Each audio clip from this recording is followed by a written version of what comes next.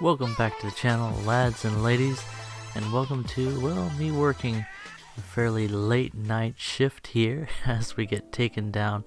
This is going to be another look at 6.7 Japanese lineup, and one of the core issues with the Japanese ground forces has continued to be that they don't have all that many vehicles at the same BR. Fortunately, at 6.7 they have a couple of identical, for the most part, medium tanks to up tier from 6.3, and they can perform just fine in a 6.7 as a lightweight medium tank with not the best power to weight ratio. They have the fantastic Kika, which is one of the strongest beginner jets in the game, especially since in Tank RB you have access to that 800 kilo bomb as we drop off 800 kilo bomb Chan. She's teaching a class today in explosions. I really do love watching everything with relation to an enemy vehicle just turn black and explode. Very satisfying. Also, with the way that bomb drops, it's easy to aim once you get a feel for it.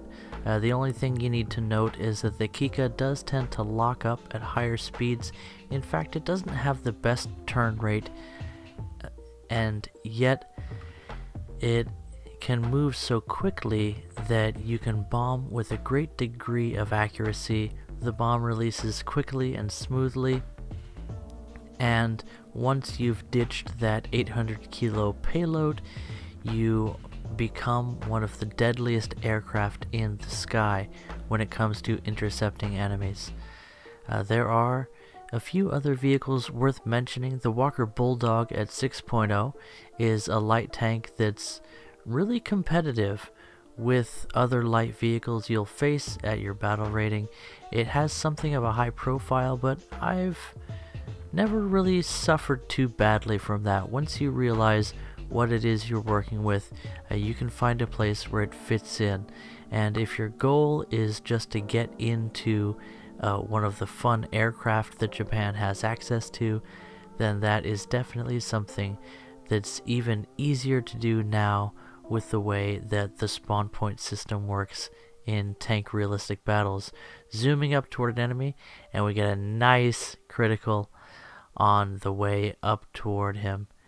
That would be a P-51, I believe, or it was. A very nice, satisfying kill. The 30 mils on the Kika are very reliable guns. They're higher velocity, sort of along the lines of the German MK-103s, and they have a very punchy, high explosive round.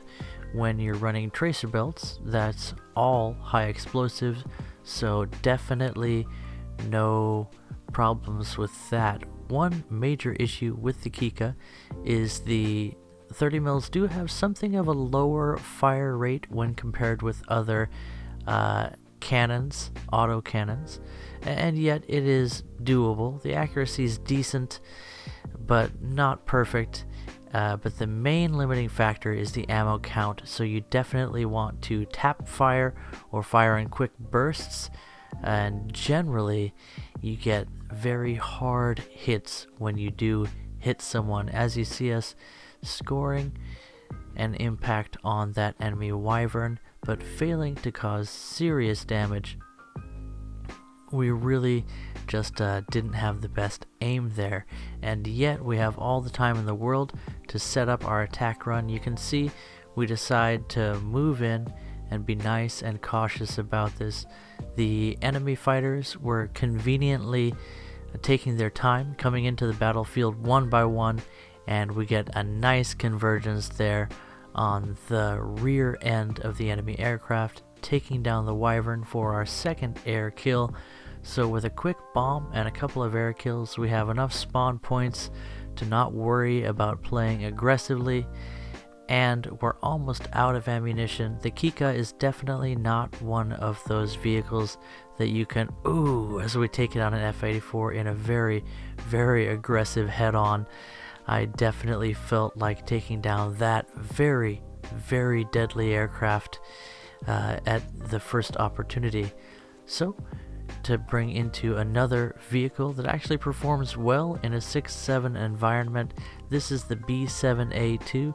This is I think it's a 4.3 if I'm not mistaken, battle rating naval dive bomber / torpedo bomber. We get the bomb. Nope, we held on to the bomb. Sorry about that. You can see where it is there in the bomb bay. It almost looks like there's more room. Could we maybe get some more ordnance in there? Is there some secret document that can give us the ooh? There's the sauce, as that M18 just gets totally, utterly evaporated. And at this point, I feel like I've made a pretty good contribution to the battle. We critically hit a T-34 or T-29. Could it be a T-30? Earlier in the match, one of those models. It's hard to decide which American heavy tank you just crippled. And that was with the SPRG. That's the Type 61, I think it is. Correct me if I'm wrong. It's been a while since I took a look at the Japanese vehicle designations. We pick up a kill assist on the AA truck, and now I figure, you know what? The ground battle could probably use my support. We are losing on the capture zones that we were holding, so I hop into, there it is, the Walker Bull Doge.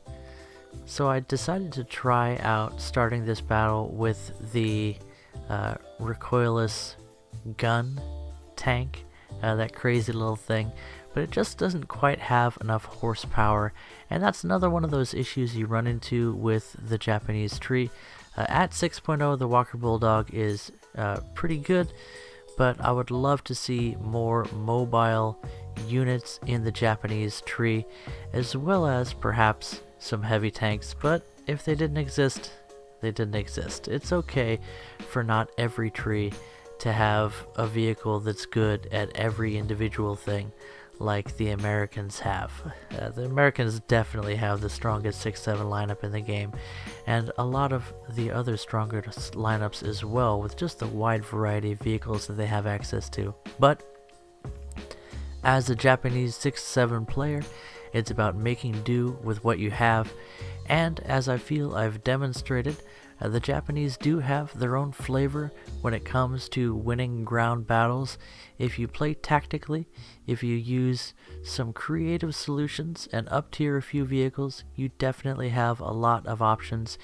You can get really good with the Japanese 6.3 medium tanks.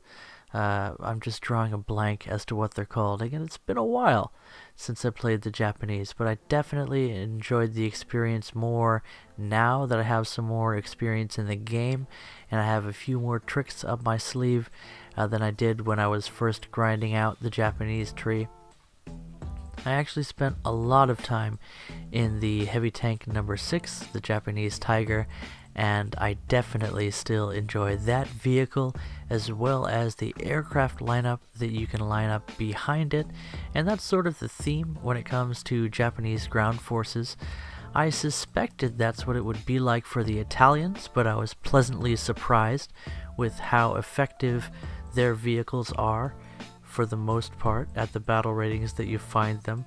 A lot of duplicates and certainly unnecessary vehicles in their tree, seemingly just to flesh out numbers with different models that don't really bring a whole lot of variety to the feel of the Italian tree, but they definitely pick up later on. But let's go back to the battle at hand. Things are heating up.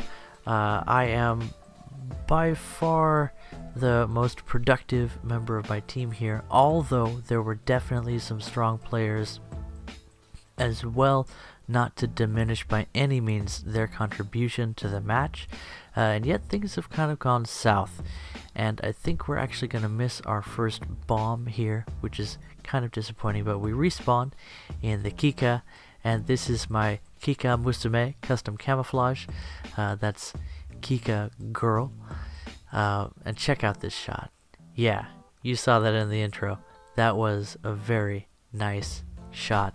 Everything just kind of came together nicely there. One of the things that I enjoy about the high-speed jets, such as the Kika, and not you, Hunko 162, go away, bad jet, you're underpowered. But no, the Kika, with its not so recently updated engines, really is a joy to fly. Again, one of the strongest 6-7 jets, and if you have a lot of experience with the game, it's even more effective because the guns are very good, even though they have limited ammunition. And yes, we couldn't quite get the kill on that British medium tank. There I showed you a clip of how to land the Kika. Just slide in as though you were an ME-262. And Kika really does act a lot like a baby ME-262, and that means that at 6.7 it's another vacation in the sky. I really enjoy these jets that can outspeed the majority of their competition. It's just a really relaxing way to enjoy the game. You can pick your encounters. You can successfully run from enemy fighters that are trying to chase you down in Tank RB, because for the most part you're a lot less likely to face things like F-84s and other jets that can actually catch you. Play your cards right and you'll have a great time in the 6-7 Japanese lineup. It's not the most competitive. You do have to up tier a lot of vehicles, but the Japanese do have some vehicles that are very strong in an up tier. Anyway, this little ending part here is just showing off some of the things that I picked up as part of the end of this winter event. I did also get my hands on the Iron Duke, so I'm interested in taking that vehicle out for a spin. It is just a Comet, but I've enjoyed the Comets. It's like a British version of a Hellcat with some actual armor. So that could be an interesting thing to go have some fun with. Anyway, guys, hope I showed you something that was interesting to you today.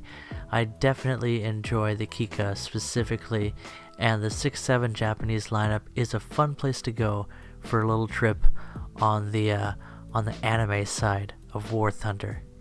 Catch you in the next video. Bye-bye.